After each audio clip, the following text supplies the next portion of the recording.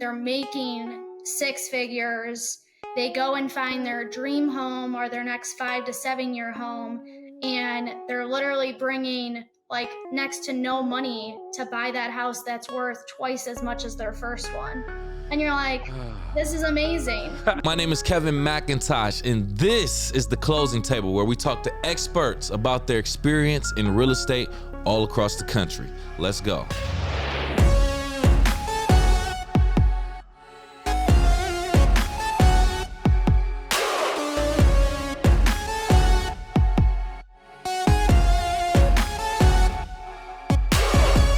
Welcome to The Closing Table. My name is Kevin C. McIntosh. I'm your host today. And join us on this episode, let's talk real estate with another real estate professional. She goes by the name Brooke Azimi. How you doing, Brooke? Hey, Kevin. I'm good. How are you? I'm doing fantastic. Thank you so much for joining us on The Closing Table today, taking time out of your very busy schedule. We appreciate it. Yeah, I appreciate the offer. Yeah, absolutely. So let's get into it. I want to talk about you first and foremost before we get into the business. Tell us who you are outside of real estate, please. Yeah, outside of real estate, I am the oldest of three girls. I'm a Michigan native. I'm a daughter, I'm a wife, I'm a niece, I'm a cousin, a mentor. I'm very faith-based. I'm a Christian, and I'm proud of that. And, Nice. Yeah, I would say just those are some of the other roles of my life other than, associate broker, realtor, all of that fun stuff. Absolutely.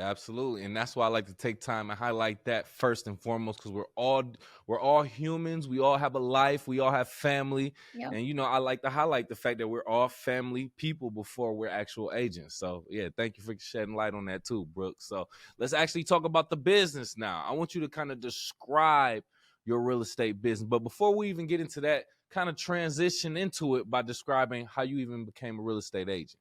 Yeah. Kind of non-traditional. I think I can relate to a lot of other people that came into real estate from a different career. I was a dental hygienist by trade for about 3 years. I went to Detroit Mercy School of Dentistry and started working as a dental hygienist and had plans to go back and go to dental school. And I ended up meeting my husband in dental school, and I graduated from U of D in 2017. And then we got married in 18. He had started residency, and I'm like, oh my gosh, like there's a lot going on, but I just wasn't really loving what I was doing anymore. And we had just bought in another rental property, had a great agent, but I really enjoyed the process. And he goes, you know what, why don't you get your license? So whenever, we're going to acquire another property, you can just represent us. And I'm like, okay, that's a good idea. Oh, your husband said that? Yeah. Okay. Yeah, he takes the credit. He's like, I did tell you to get your license. Okay. That's fair. And we were taking actually a Dave Ramsey Financial Peace University course as newlyweds because, side note, but like when you get married, and you combine your finances, there's a lot of things you might have grown up differently with talking about money, or whether money was talked about or not. Yeah. So we were doing that financial course, and of course we're looking to have other incomes of revenue while he's a student and I'm working. And so long story short, I get licensed in March of 19. Okay. And then I was doing hygiene 3 days a week, real estate the other 4 for the first year-ish, right? And then March of 2020, COVID hits and the dental offices have to shut down. Okay. I see where you're going. And ended up selling like 6 or 7 houses over Zoom open houses from March to June or July. And you know what? I'm like, I can do this full time. Like, this is way better. And at that time, he had decided to specialize and join the Air Force. And I'm like, okay, it doesn't make sense for me to go on, acquire another $500,000 in debt. Like, let me just do this full time. I'm really enjoying it. And so, yeah, full time since July of 2020. Okay.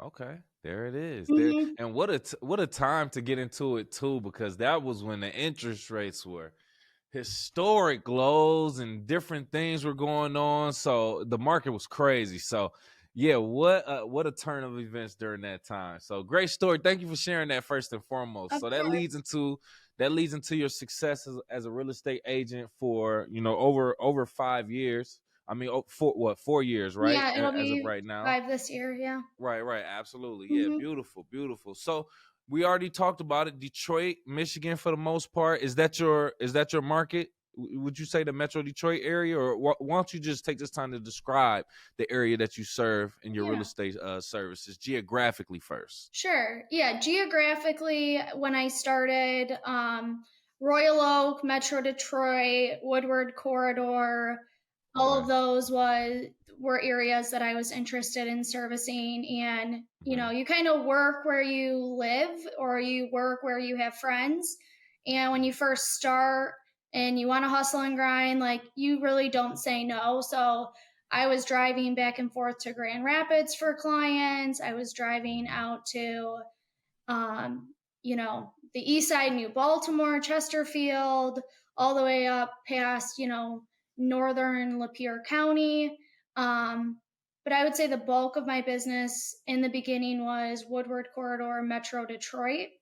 And Right. then from there, uh, kind of branched out a little bit and just trying to serve all of Southeast Michigan, and then obviously with Okay. friends and Okay. family willing to travel. Okay. Okay. Yeah. No, makes sense. Makes Uh-huh. sense. Yeah. It's a very busy area, the Metro Detroit area, compared to other parts of the state, I should say. But yeah, Metro Detroit, a lot going on. Different types of communities, so you can, the range could go from $1 million homes all the way to $50,000 homes Right. in actual, the city of Detroit. So yeah, great range, great different range of cultures and everything. So I love that. I love that, being from the Metro Detroit area myself. So I'm pretty Yeah. familiar. So why don't we get into your expertise, your perspective of your market when it comes to the real estate data? What are the numbers looking like? Give us like a market update as of February 2024 for your market. Yeah. We're seeing a little bit of like pockets of Metro Detroit where Hmm. obviously across the board inventory is still an issue. Right. Interest rates, everybody loves to talk about those. We're still seeing kind of some fluctuating rates depending on the type of borrower and what type of loan you're trying to take out. Hmm. I work with FHA buyers, VA buyers, cash conventional, land contracts, etc. And so that kind of also dictates the type of loan terms you're going to be able to get and the type of terms on your contract you would be able to negotiate with a seller. Metro Detroit area, Woodward Corridor, all of those we're still seeing it's a seller's market. We're seeing Yeah. multiple Yeah. offers. I'm getting notifications for offer deadlines again. But then on the flip side, up in Lapeer County, Northern Oakland County, things that are on multiple acres that have been sitting for 30 to 90 days, we're able to go in and have some more negotiating power. Hmm. On the buyer side, right? Correct. Yeah. Right. Right. Okay. So more of a Okay. Hmm. buyer's market in that demographic of buyer clients. Got you. Interesting. Interesting. I guess shocked but not surprised on that front. But yeah, it's as far as the market, yeah, it's still a seller's market, despite what anybody may be hearing for the most part. But you got to hear it from a local agent rather than the news that talks about Correct. a mixture of different markets. You know what I'm saying? So I like to clarify that from local agents. So thank you for giving us that market update. I So think it's I important mean, to differentiate too because the news and mhm, everything pull data points from the entire country. And correct. sometimes that's just, I mean, not sometimes, majority of the time, it's not applicable to your situation or your, city of desire. Yeah. Yeah, no, that's a fact. Hmm. Please, yeah, because the Metro Detroit area is way different from any other national metro area or state for the most part. So, yeah, Well, go thank you for Lions! So clarifying that. hopefully more people Come are going on to be now. coming Yeah, exactly, this way. exactly. Yeah, but you show a lot of support to your community. You show a lot of support to women also.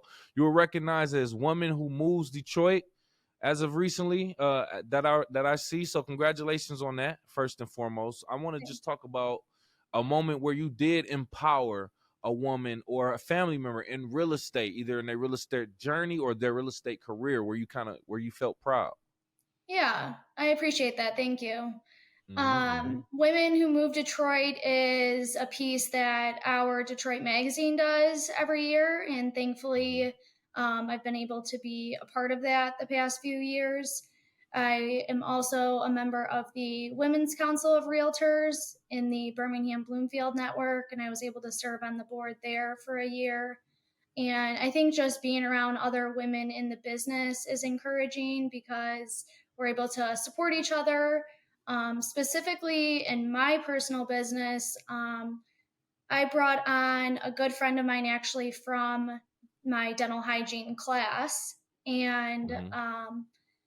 I said, hey, I think it was 2 years into the business, and gratefully I was getting busy and needed some help.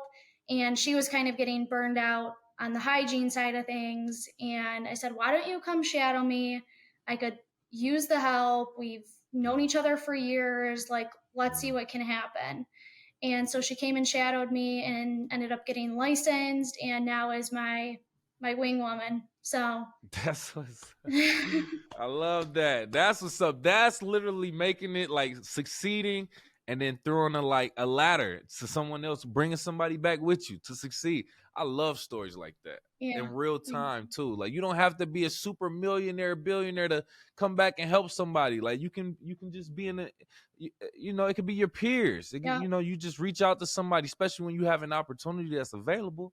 Oh man, I love that. I love that. Yeah, yeah. When I saw that on your page, I was like, I definitely want to get into this because it's very commendable first and foremost. thanks. Um, you also have experience, like most agents, being a dual side agent for the most Hmm. part, like balancing and managing potential clients' interests, making sure both buyers and sellers' needs are met. Can you pretty much just talk about how you really balance and make sure you kind of pay attention to these clients' needs in these dual action transactions, where you're making sure both clients are taken care of? Yeah, it's something that you have to kind of feel both sides out for first, obviously, because everyone needs to sign off and agree that you are, in fact, in representing both sides of the transaction. So, Right. first and foremost, clear, transparent communication across the board. Mm-hmm. You have to let them know that, yes, I have, technically both interests in the parties. However, you also lend an advantage to both sides, in my opinion, because you know the whole picture. You know why the seller's selling, where they're going, what's their ideal timeline, what do they need to net from this property to move or get into their next home. And then on the Right. flip side, you know exactly what that buyer's looking for. You know how long they want to be in the house. You know their budget. You know their needs, not just their wants. And you're able to actually move through the transaction without having to, okay, well, what about this date? What about that date? How does this look? Well, do you think they'd make this repair? It's more transparent in my opinion. And it's not to say that, that's not every deal. Um, Right. but the ones that do end up like that, if the expectations are managed correctly and if everyone is being transparent, then it really can be beneficial for both sides. Yeah, for sure. I definitely believe it can be a win-win in most, if not all, situations. But that transparency has to be key though. You have to communicate. You have to let people know what you want, what your intentions are. Be clear about, any and everything that you know about what's going on. So no, 100%. And And from you day you one, no, please. not like Yes. after it's accepted. It's Please. like, so anytime I go into a listing or anytime I talk to buyers, I let them know like there is a chance I know someone that wants to sell, or I'm talking to a seller, there is a chance I know someone that would want to buy your house. Are you open to this? So that way it's Mm-hmm. part of like one of the first conversations, and it's not like out of left field and they're thinking I'm trying to hide something or, not be transparent, or, oh, I wonder why she didn't say that before, Yeah, where it's right. like a No. seed of doubt. Correct. Yep. Because once they feel like that at any point, then it's the mistrust kind of goes from there. It's like a Yeah. snowball effect. So no, great point. Great point. But you do everything that you can to pretty much educate people. I see you even, had your spin at hosting monthly first time home buyer events. I think that's very, very important for people to do. I mean, we need that education specifically for first time home buyers. Yeah. Can you talk about the event itself, the format of it, the type of information that you give that you feel like is very, very important for first time home buyers? Yeah, definitely. With first time home buyers, it's, you don't know what you don't know. And sometimes you're afraid to Correct. ask, or you don't want to ask the wrong question, or, Google and YouTube only get you so far. And it's just important to have that, again, Hmm. open dialogue, Hmm. that sense of, oh, Brooke would know this answer, or Brooke will help me with this answer and not make me feel bad about it or make me feel like I don't know what I'm talking about. So, first and foremost, any of my events are just to be like a welcoming atmosphere, like come as you are, whether you are looking to buy or looking to sell, or maybe not yet, you're 6 months, a year, whatever out. Just again, education first and foremost, have a good Yeah. time, meet other people. I love when my clients are able to interact together. I like when I'm able to bring in other agents or lenders or title companies, other Hmm. people in the business that would be a part of the real estate transaction Hmm. that buyers wouldn't have, you know, necessarily have that knowledge up front of what's the role of the lender, what's the role of a title company. And now they feel like they have a little bit of a bearing on, okay, maybe we can do this. Yeah, yeah, 100%. And it's always good if you can bring the different people that are involved in the different parts of the process. If you can bring an inspector, an appraiser, or Yes. something like that, and they can kind of break down that process, answer people's questions right then and there, Yeah, give them a lot. You know what I'm saying? Kind of walk them through it before they even walk through it. That will take a exactly. lot of people's mind. But then you got to get people there too. Like that's the thing too. Like it's all about marketing, and even if you market it good, some people, they'll see it and the turnout still isn't like what you would think. Right. Let's just say that for the number of people that we know for a fact probably don't know about this process, you don't see that number reflected in these courses and these and education and things of that nature. So That's true. you do your best Hmm. to continuously do the events, market it, and if they get interested and they get interested and come. It's only so much you can do, but I always want to commend agents like yourself that does that. Thanks. So Yeah, it is nice. And you try to get, when you bring in those other experts in their own field, sometimes hmm they have other people that they know that they can bring, or, if you're adding more value to the event, or when I first started, I did an event like with Athleta, and we did a trunk show so you could like shop and learn about buying houses, or we've done mm, giveaways. It's just something to make it a little bit more exciting than like, that's oh, come cool. watch my PowerPoint. Yeah. Yeah. Yeah. Yeah. Have some refreshments, Of a little bit course. of you put in a comfortable environment, all of that, Yeah. all of that. Yeah. A fun environment, yeah, family friendly. It's so many different things, but great Mhm. point too. So another part of your life is the fact that you are a landlord. Also, Landlady. landlady. Ooh, I like that, landlady. Okay, I like that. Love that, by the way. So, let's talk about the experiences that you go through and how you kind of transfer that information to your clients. And I want to speak on both ends, right? So if you're able to, from your experience, talk about a time where a client maybe was on the fence of becoming a landlord and you kind of talked to them about the highs and lows and the challenges, and then they actually did it and it was successful. And then maybe talk about a time where you talked to a client who was thinking about it and you convinced, I mean, not convinced them, but told them about everything, the challenges, and they kind of decided not to based off a logical decision? Sure. Yeah. I mean, I became a landlady pretty young, 23, Wow, man. 24. Um, so I've been doing that a while. My parents also had rentals growing up. So I was there, cleaning out after renters would leave. So Mm-hmm. you saw the good and the bad, the people that took Mm-hmm. care of the property, the people that left open food in the fridge, and you're like, this is disgusting. Yeah. And Man. so you have, it's always the good and the bad, but that's kind of the risk of getting that cash flow or getting that appreciation, like we talked about in our icebreaker. Uh-huh. And Uh-huh. so when clients are, a lot of my clients, it's so fun because when I got into the business, I was in my mid 20s. And so everyone was like the first time home buyers.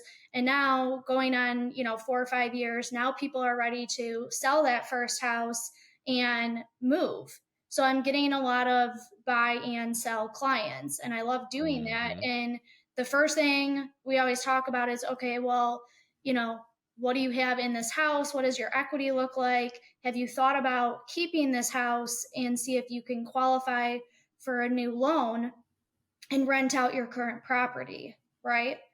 So you have to go through all the questions of like, well, who's on the mortgage? Can you have like your spouse or significant other maybe qualify Mm-hmm. for the new house? You stay on this one. There's a lot of like, you know, different options and Yeah. scenarios, but I always lay out like, okay, this is what I think it would sell for. This is what I think it would rent for. If you're going to self manage, these are your expenses. If you're going to pay a property management company, this is what you're looking at. And then Mm-hmm. I go through personal experiences with them of when I've had great tenants and when I've had, those tenants that were a little bit more challenging. Right, right, right.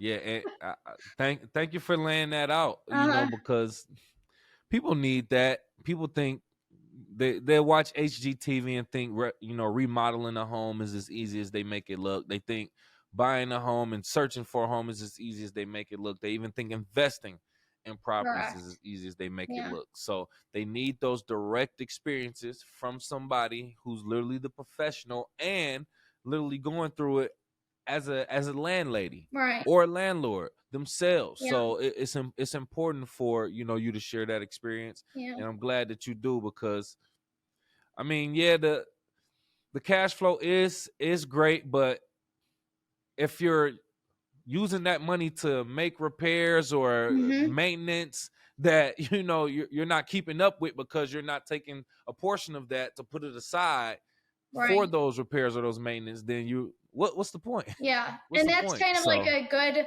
point too, because we'll always go through and say, like, okay, well, how many years would you have to rent this to make what you're going to make in the lump sum if you sell it? And then what is your yeah. long-term plan? Do you want to have other rentals, or, do you Mhm. want to just capitalize on your initial investment of this home? So you asked for examples too. So I had, actually, it was a neighbor that reached out because I put like a sign in my front yard, like, I'm your neighborhood realtor, like, come say hi. And someone did. Oh, nice, And nice. so Look at that. um, he had a job opportunity, and he was able to uh, live out of state for a year, but he wasn't sure, like, okay, Brooke, like, do I sell now or do I rent? Because I don't know what's going to happen with my job. Like, I might have to come back to this area. I might never come back. I don't know. And so we Mhm. laid everything out. He had only owned the home for a couple of years. So again, like, the appreciation value wasn't quite at the top of what I think it could be, but there was Mm. still some equity in the home.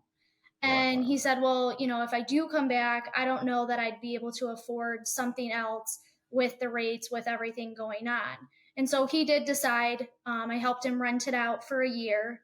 He came back for his job uh, after a year. He had a really good tenant. It was a, young professional couple that just needed something in the meantime until they could find their next house. He came back, they took good care of it. He lived in it for 6 months, and then he got a new job offer out of the state. So then he really didn't have a Mm, choice and had to sell. But at that point, someone had been paying his mortgage for a year. He had another year of appreciation, and then we yeah, decided to sell. yeah.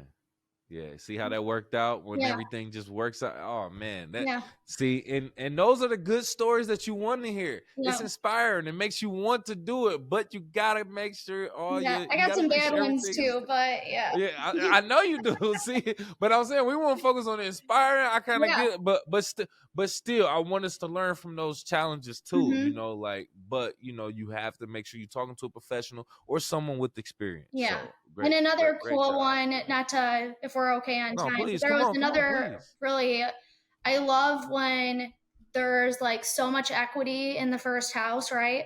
So they have this, starter home, 100 to Mm-hmm. 250,000. Um, they're making six figures. They go and find their dream home or their next 5 to 7 year home, and they're literally bringing like next to no money to buy that house that's worth twice as much as their first one. And you're like, this is amazing. Like, this is, you know, That's the American dream right there yeah, for real. Oh it's so man, yeah. rewarding to be able to see that and like Mhm. be a part of it. Yeah. Now that's inspiring.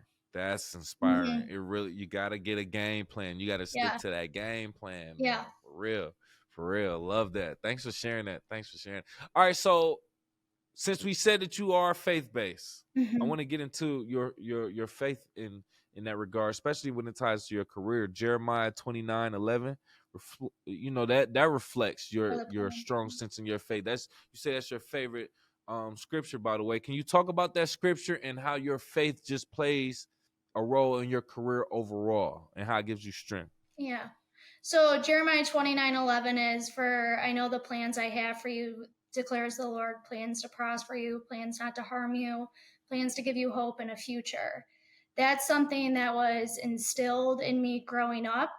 And it's encouraging because it is not a career for the faint of heart, especially with all of Mhm. the changes and going from one extreme to the next of, people overbidding, waiving inspections, appraisals, it's highs and lows, right? Mhm. And I always think like it's important to have something that you believe in that's bigger than yourself, because real estate's not easy. Life isn't easy. Stuff's going to come up, whether it's in a transaction or in your personal life. And when I'm dealing with my clients, like, this is real money.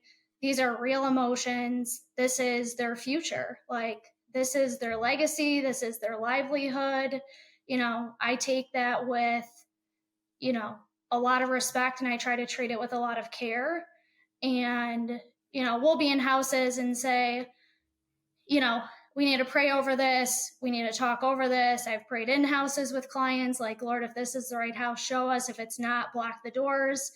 Mhm. And I think Mhm. it's just good to draw on when you're in those situations, because when stuff does go bad, if you're only relying on yourself, like, you're going to fail, like, and you're going to Mm. fail hard. And Mm. even if you have, believe in God, like, you're still going to fail. It's not like, bad things aren't going to happen, but you Mm. know that you're stronger because you're not doing it on your own.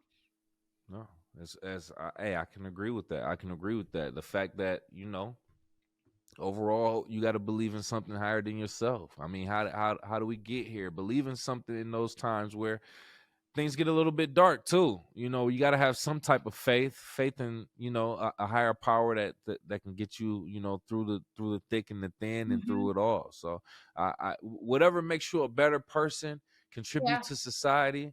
I 100% can ride with that, and I appreciate. Perfect place to land the plane too, Brooke. Thank you so much of for course. being here, accepting our invitation, sharing your story. At this point, if you have any last words or you want to tell people how to reach out to you, the floor is yours. Okay.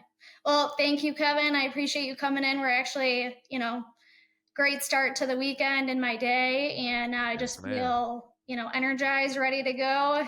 And Mm-hmm. yeah, I appreciate this time. And obviously, if anyone listening is looking to buy or sell, lease or build, I'm your girl, and I'm available on Facebook or Instagram, LinkedIn, etc. I'm at Brooke at wearedoby.com, and I'm sure Kevin will link all of my socials. But I really appreciate everybody that tuned in and listened, and I'm always here and happy to help. Absolutely. Absolutely. Thank you again, Brooke. We appreciate that. For our YouTube audience watching right now, make sure you do us all a favor. Hit that like button if you got this far in the video. Make sure you also share and subscribe to the content. And if you're listening on Apple, Spotify, or any other podcast platform, make sure you do the same. Give us a like, a 5-star rating, and subscribe for our latest content. And Brooke, we're also going to leave our audience with a question before we get out of here. So for the audience listening right now, your experience as an investor and or landlord and or landlady. What was the most challenging experience you dealt with a tenant? And how did you overcome that challenge? Don't tell us now. Leave it in the comments below. Besides that, talk to you next time.